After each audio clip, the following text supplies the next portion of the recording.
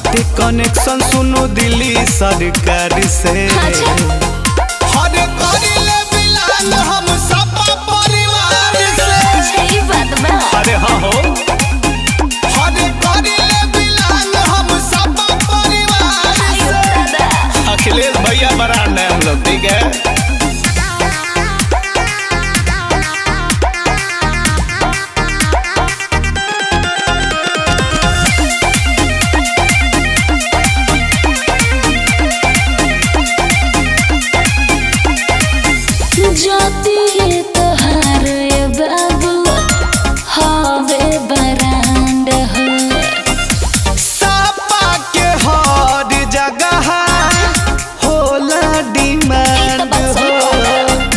साइकिले का डिमांड बा बुझाइल।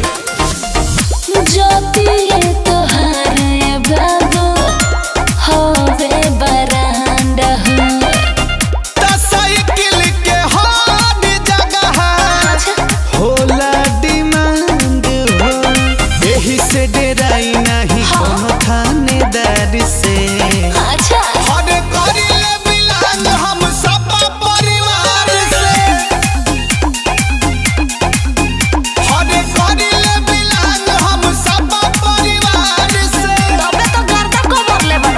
गर्दन रही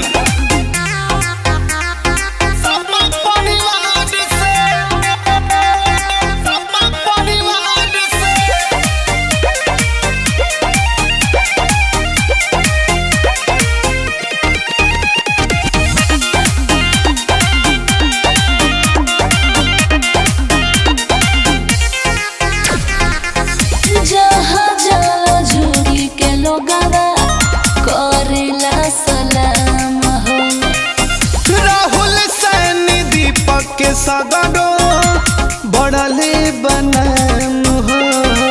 अरे नमवे बरांड हो बुझाई। जहाँ जाला झूरी के लोगवा करेला सलाम हो।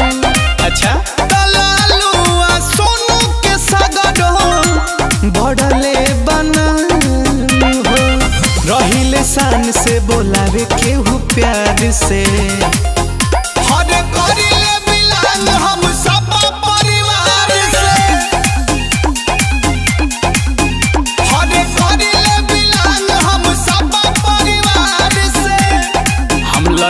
मछिया वाले हैं साइकिलिए बरांड रे।